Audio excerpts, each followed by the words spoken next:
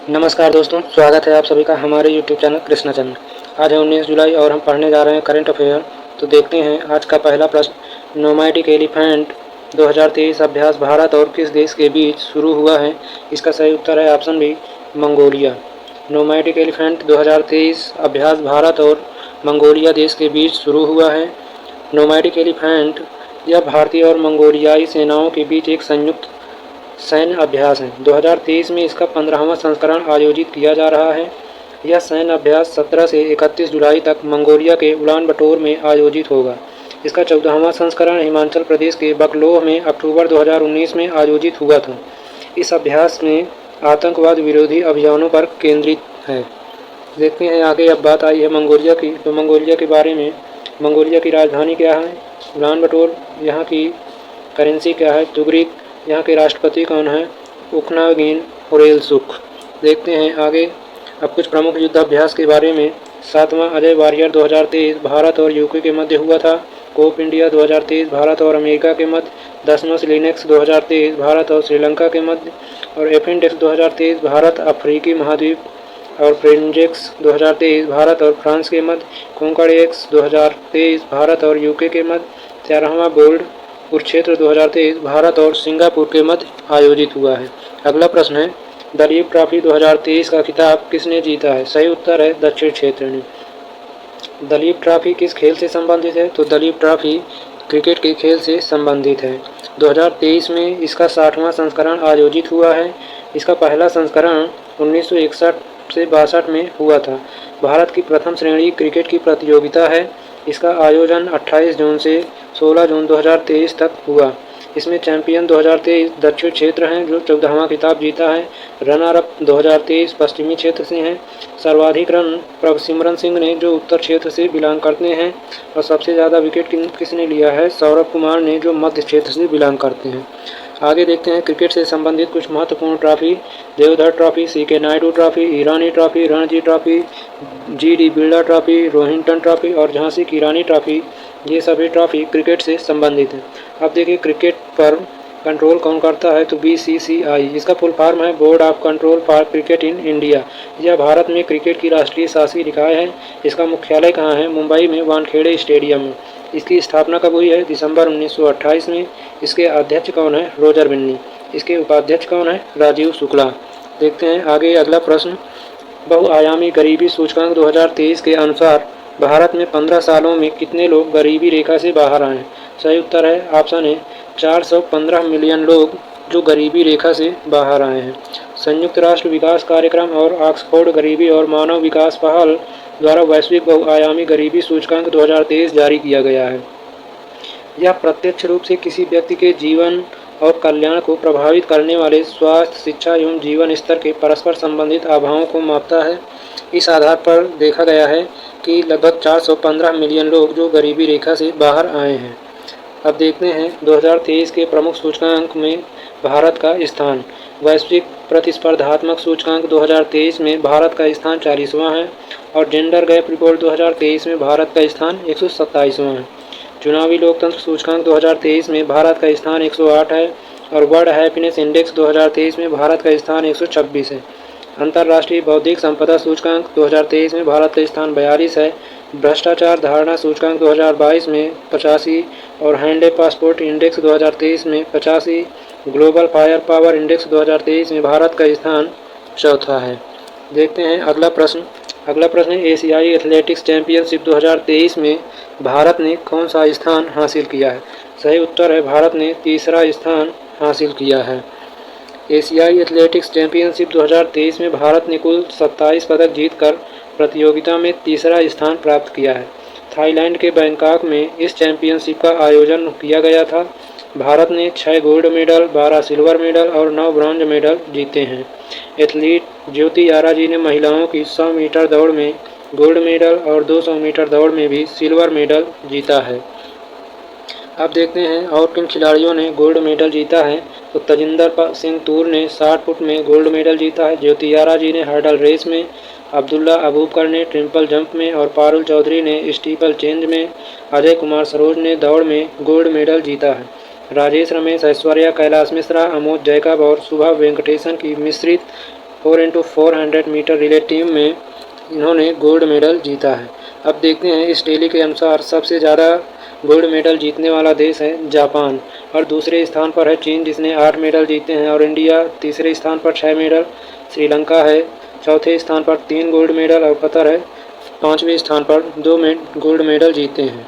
देखते हैं अगला प्रश्न है किस देश में समीना सिंह को राष्ट्रपति निर्यात परिषद के लिए नियुक्त किया गया है।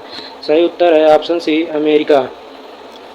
अमेरिकी राष्ट्रपति जो बाइडन ने भारतीय अमेरिकी बिजनेस लीडर समीना सिंह को राष्ट्रपति निर्यात परिषद के लिए नियुक्त किया है। यह परिषद अंतर्राष्ट्रीय व्यापार के संबंध में प्रमुख राष्ट्रीय सलाहकार समिति के रूप में कार्य करती है। Samina Mastercard Center for Inclusive की संस्थापक और अध्यक्ष हैं। देखते हैं आगे हाल ही में की गई कुछ प्रमुख नियुक्तियां। पी वासुदेवन आरबीआई के कार्यकारी निदेशक हैं। जी के सतीश रूस की ऊर्जा कंपनी रासनेफ्ट के निदेशक मंडल में शामिल। कृष्ण मिश्रा एफपीएसबी इंडिया के सीईओ हैं। पीएम प्रसाद कोल इंडिया में अध्यक्ष और एमडी हैं। श्रद्धा कपूर एसिक्स की ब्रांड एम्बेसडर हैं। B Neeraj Prabhakar oil palm RAC की नई अध्यक्ष हैं। अजीत अगरकर सीनियर पुरुष चयन समिति क्रिकेट के अध्यक्ष हैं, और कामेश्वर राव कोदावंती ये एसबीआई के सीएफओ नियुक्त किए गए हैं। देखते हैं अगला प्रश्न, बिम्स्टेक विदेश मंत्रियों की बैठक किस देश में शुरू हुई है। तो इसका सही उत्तर है बिम्स्टेक विदेश मंत्रियों की बैठक शुरू हुई है। तो इसका सही उत्तर है ऑप्शन ए। बिम्स्टेक के विदेश मंत्रियों को रिट्रीट थाईलैंड की राजधानी बैंकॉक में शुरू हुआ है। विदेश मंत्री एस जयशंकर इसमें हिस्सा लेंगे। बिम्स्टेक का फुल फॉर्म है bay of Bengal initiative for multi sectoral technical and economic cooperation. इसकी स्थापना कब हुई है? 6 जून 1997 को। इसका सचिवालय कहाँ है? ढाका बांग्लादेश में इसका सचिवालय है। अब देखते हैं बिम्स्टेक में कुल 7 मेंबर हैं। पहला है Nepal, Bhutan, Bangladesh, India, Thailand, Myanmar और श्रीलंका, ये बिम्स्टेक के सदस्य हैं। अब देखते हैं कुछ प्रमुख शिखर सम्मेलन जो 2023 में आयोजित हुए हैं। SCO शिखर सम्मेलन 2023 भारत में, और COP28 जलवायु परिवर्तन सम्मेलन UAE में। विश्व स्वास्थ्य सभा 2023 जिनेवा स्विट्जरलैंड में। 6वां हिंद महासागर सम्मेलन ढाका बांग्लादेश में आयोजित हुआ। G20 शिखर सम्मेलन 2023 भारत में आयोजित हुआ है। पहला हिंदू अमेरिकी शिखर सम्मेलन अमेरिका में आयोजित हुआ है। अगला प्रश्न है, रिश्वत विरोधी प्रबंधन प्रणाली सर्टिफिकेट प्राप्त करने वाला भारत का पहला सार्वजनिक क्षेत्र का उपक्रम कौन बना है? सही उत्तर है ऑप्शन सी, ONGC। तेल और प्राकृतिक गैस निगम ONGC ने अपने एंटी रिश्वतखोरी प्रबंधन प्रणाली ABMS के लिए सर्टिफिकेट प्राप्त किया है। यह सर्टिफिकेट प्राप्त करने वाला भारत का पहला केंद्रीय सार्वजनिक क्षेत्र उद्यम बन गया है। सर्टिफिकेट इंटरसर्ट USA द्वारा प्रदान किया गया था। Oil and natural gas corporation ONGC का फुल फॉर्म है। इसकी स्थापना कब की गई थी? 14 अगस्त 1956 को। इसका मुख्यालय कहाँ है? नई दिल्ली में इसका मुख्यालय है। अब देखते हैं भारत में जिन कंपनियों को महारत्न घोषित किया गया है वह कुल 12 कंपनियां हैं। पहला है oil and natural gas corporation, दूसरा है भारत हैवी इलेक्ट्रिकल्स लिमिटेड, और तीसरा है भारत पेट्रोलियम कॉरपोरेशन लिमिटेड, चौथा है कोल इंडिया लिमिटेड, और पांचवा है gas authority of India limited, छठवां है हिंदुस्तान पेट्रोलियम कॉरपोरेशन लिमिटेड, सातवां है इंडियन ऑयल कॉरपोरेशन लिमिटेड, आठवां है नेशनल थर्मल पावर कॉरपोरेशन, और नौवां है power grid corporation of India, 10वां है पावर फाइनेंस कॉरपोरेशन लिमिटेड, 11वां है रूरल इलेक्ट्रिफिकेशन कॉरपोरेशन लिमिटेड, और 12वां है steel authority of India limited. इन 12 कंपनियों को महारत्न घोषित किया गया है। देखते हैं अगला प्रश्न है, अमेरिका, दक्षिण कोरिया और जापान ने किस देश से निपटने के लिए नौसैनिक मिसाइल रक्षा अभ्यास किया है? सही उत्तर है ऑप्शन ए, उत्तर कोरिया से। उत्तर कोरिया ने पूर्वी तट से अंतर महाद्वीपीय बैलिस्टिक मिसाइल ह्वांगसोंग 18 का प्रक्षेपण किया है। उत्तर कोरिया इस मिसाइल को अपना प्रमुख परमाणु अस्त्र मानता है। अमेरिकी, दक्षिण कोरिया और जापान ने उत्तर कोरिया के मिसाइल प्रक्षेपण की निंदा की है। उधर उत्तर कोरिया ने इस प्रक्षेपण को आत्मरक्षा में उठाया गया कदम बताया है। देखते हैं आगे, बात आई है उत्तर कोरिया की, तो उत्तर कोरिया की राजधानी कहाँ है? प्योंगयांग, और इसके शासक कौन हैं? किम जोंग उन, और यहाँ की मुद्रा क्या है? कोरियाई पीपुल्स ओन। देखते हैं अगला प्रश्न है इंडिया मोबाइल कांग्रेस 2023 का आयोजन कहाँ किया जाएगा। सही उत्तर है ऑप्शन बी, नई दिल्ली में इसका आयोजन किया जाएगा। इंडिया मोबाइल कांग्रेस IMC का 7वां संस्करण 27 से 29 अक्टूबर तक नई दिल्ली के प्रगति मैदान में आयोजित होगा। सबसे पहले इंडिया मोबाइल कांग्रेस का आयोजन साल 2017 में किया गया था। इसका उद्देश्य क्या है? इसका उद्देश्य डिजिटल इनोवेशन के भविष्य को तैयार करना है। अब देखते हैं अगला प्रश्न, डॉक्टर मंगला नार्लिकर का निधन हो गया है, वह कौन थी? दोस्तों वह एक प्रसिद्ध गणितज्ञ थी जिनका अभी हाल ही में निधन हो गया है। प्रख्यात गणितज्ञ डॉक्टर मंगला नार्लिकर का निधन हो गया है। डॉक्टर मंगला नार्लिकर ने शुद्ध गणित में शोध किया है।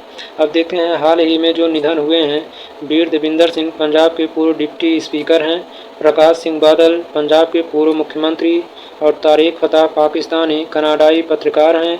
केशव महिंद्रा एंड महिंद्रा के एमेरिटस चेयरमैन हैं। जलाबाला वैद प्रसिद्ध रंगमंच अभिनेत्री हैं और जगन्नाथ महतो झारखंड के शिक्षा मंत्री हैं जिनका अभी हाल ही में निधन हो गया है। अब देखते हैं पिछले वीडियो में जिन क्वेश्चनों को हमने पढ़ा था उसका रिवीजन करते हैं। विंबलडन 2023 में पुरुष एकल का खिताब किसने जीता है? कार्लोस अल्कराज ने। विश्व अंतर्राष्ट्रीय न्याय दिवस कब मनाया जाता है? 17 जुलाई को। किस राज्य के उच्च न्यायालय ने किन्नर अधिनियम को असंवैधानिक घोषित किया है? तेलंगाना राज्य ने। IIT दिल्ली का परिसर किस देश में खोला जाएगा? तो यह UAE में खोला जाएगा। गौतम अदानी ने किस देश को 1600 मेगावाट की क्षमता का गोड्डा विद्युत संयंत्र सौंपा है? बांग्लादेश को। लुइस सुआरेज का निधन हो गया है, वह किस खेल से संबंधित है? फुटबॉल से। जेडर बैबलर नामक दुर्लभ पक्षी किस राष्ट्रीय उद्यान में पाया जाता है? दुधवा टाइगर रिजर्व में। गोल्डन पीकॉक पर्यावरण प्रबंधन पुरस्कार 2023 किसे प्राप्त हुआ है? अडानी ट्रांसमिशन लिमिटेड को। अगला प्रश्न है डिजिटल रुपए को UPI QR कोड से जोड़ने वाला पहला बैंक कौन है? HDFC बैंक है। AI फॉर इंडिया कार्यक्रम के दूसरे चरण की शुरुआत किसने की है? तो इसका शुरुआत धर्मेंद्र प्रधान ने की है। अब देखते हैं जनरल नॉलेज का पिटारा प्रमुख अनुसंधान संस्थान। केंद्रीय विद्युत रासायनिक अनुसंधान संस्थान कराईकुड़ी में। केंद्रीय यांत्रिक इंजीनियरिंग अनुसंधान संस्थान दुर्गापुर।